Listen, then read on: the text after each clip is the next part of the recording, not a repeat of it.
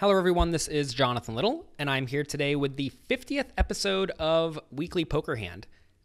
And since the World Series of Poker main event is coming up, I wanted to discuss with you a book I put out last year where I went over all of the major hands I played in the World Series of Poker main event. It's actually called The Main Event with Jonathan Little. You can get it at jonathanlittlepoker.com/main. It's only $9.99. I wanted to make it fairly cheap for you guys so that you had no excuse not to get it. And I lay out all of the hands that I played in the quiz format. And this hand is not from the main event. However, it is a hand that is very similar to a lot of the hands in that book, where I do make good reads on my opponents and get well out of line to take advantage of them. So let's go ahead and get started. So we have Queen of Hearts, Four of Clubs in the cutoff seat with 25 big blinds. We are playing 150, 300 with a 25 ante, and I have 7,700 chips. So this is a spot where I'm pretty much always folding if they fold around to me. However, in this tournament, which you will see a lot in smaller tournaments and also the main event of the World Series, players will players will make it very clear that they're going to be folding. And if it's clear that the guy on the button is going to be folding, or particularly if the guy on the button and the small blind are both folding, then this is a pretty great spot to raise with an overly wide range. So I definitely like the idea of raising. And I don't need to make it big. I'm fine making it fairly small. So I do make it 750. I think I could actually go a little bit smaller, but you're going to find that in general, when you're bluffing, you do want to make it slightly bigger. I'm not going to say that I'm varying my play on a regular basis like this, but I think you can get away with it, especially against players who are not really paying attention. I mean, whenever I min-raise in this scenario, I have to realize I am going to get called way more often, and I don't really want to get called when I have Queen 4 offsuit. So the guy in the big blind calls, a 50-year-old European. The board comes Ace of Clubs, Jack of Clubs, Eight of Spades. So my opponent's going to check to me, and at this point, I think I need to continuation bet. And the reason I need to bet is because I have relatively little showdown, and I think I can easily represent the ace. I don't think my opponent's going to have the ace too often, although certainly he can. It's not like it's impossible. So I'm going to go ahead and bet this. And I want to be betting a size that's going to make my opponent fold unless he has something pretty good, like perhaps an 8 or better. So I do bet 850, and he does call. So once he calls, I'm pretty much done with this pot. Turns a Queen of Clubs, putting up 3 clubs. I decide to check the turn. Even though I improved on the turn to middle pair and a backdoor flush draw, I have the 4 of clubs. The 4 of clubs is not good. The queen for middle pair is also not good. So I don't really see how I can bet, either for value or protection or anything like that. I think I just want to check this hand down. Maybe I can check it down against a jack or an 8 and win. Maybe my opponent has an ace and I'll get there with my club. What this amounts to is I have a hand that is marginal on both ends of the spectrum, both a marginal drawing hand and a marginal made hand. And you're going to find that when that's the case, if your hand has showdown value, you usually don't want to be betting. If instead I had a hand like 8 of diamonds, King of clubs, I think that actually is a much better hand to bet, because then my showdown value is not nearly as high and my draw value is better. So there I want to maximize fold equity. In this scenario with my made hand, I want to maximize getting to the showdown. So whenever you have a sort of a two-way hand like this, where you're either drawing or you have the best hand, one of the two, you generally want to be betting if you have more of the draws, a better drawing hand, and you want to be checking if you have a better made hand.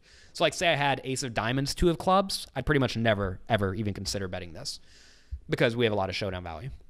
Sort of an interesting concept that I wasn't really thinking about talking about, but it came up. And you're going to find that actually in the main event with Jonathan Little, the book I talked to you about earlier, that you can get at jonathanlittlepoker.com/main, a lot of topics like that come up on the fly, and that is why reviewing hand histories is incredibly beneficial, especially deep stacked live hand histories against varying types of opponents.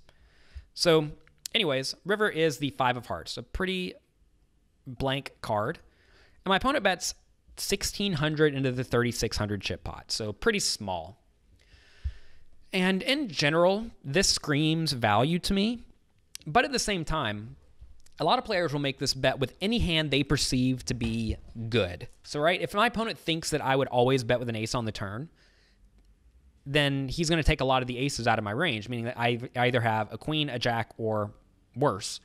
And if he thinks I have worse than that, he could conceivably be value betting with the jack. He could also think that that he's turning a jack into a bluff or an 8 into a bluff. I actually don't think bluffing with an 8 is that bad of an idea, because I'm probably... Well, so the thing is he has to try to figure out if I'm going to be calling with middle pair or better. And I think when he bets 1,600, I think the answer to that is yes. So I don't actually like this size as a bluff with a marginal made hand. I actually don't like the size as a bluff with any hand. However, you have to realize this, that what you think is a good play does not matter if your opponents don't think that's a good play. So be very careful, particularly when you're playing against a very wide range of opponents, that you do not project your playing style onto your opponents. That is an amateur mistake that people make all the time, even at the higher stakes games. They think, oh, this guy is playing a high stakes tournament, so he must be competent. And that's just not true sometimes.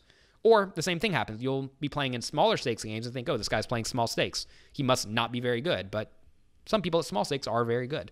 So in this scenario, should I call, should I fold? I actually don't think it matters that much. I think it's going to be a very close decision one way or the other. I tend to lean on my live reads in this scenario. But if I had no reads and I was playing online poker, I think I would probably call and be pretty unhappy about it. You have to realize when the guy's betting less than half pot, I only need to win 22% of the time or something like that to break even. And I probably will. I'm probably going to win more like 30% of the time. I mean, you have to realize none of the draws missed on the flop, right? If he had King 10, he got there. If he had Queen 10, he has a better queen. If he had 10-9, he gets there. The only draws that completely missed were the bad gut shots, like 10-8 and 10-8 and 9-7. I'm sorry, 10-7 and 9-7. But would he even check call the flop with those? Probably not. So I think I'm just beating a lot of random king highs and random bad draws, and also stuff like pocket sixes that decided to check call the flop one time. So I don't love the call, but I think I do need to make it against the average opponent. Also, something worth mentioning, actually in one of the previous episodes, either 49 or 48, we discussed the value of conserving chips. But in this scenario, you have to look at this spot where if I fold, I'll have 6,000 chips left, which is only 20 big blinds, which is not great. If I call and lose, I'll have 15 big blinds left, which is really not that different from 20 big blinds. 15 big blind stacks and 20 big blind stacks play very similarly. But if I win, all of a sudden now I'm going to have 11,000 chips, which is significant. So this is a spot where I don't really mind the difference between 15 big blinds and 20 big blinds, but the difference between 20 big blinds and 35 big blinds is huge. So this is a spot where I do think you need to be calling based on the stack sizes. And I also discussed that a little bit in the main event with Jonathan Little. Again, you can check that out at jonathanlittlepoker.com/main. People have been loving the book. And I think if you ever plan on playing any sort of live poker tournaments, especially higher buy-in ones, like $1,000 buy-in main event type tournaments, definitely check that book out. It'll be very beneficial for you. Thank you very much for being here for this episode, and I will talk to you next time.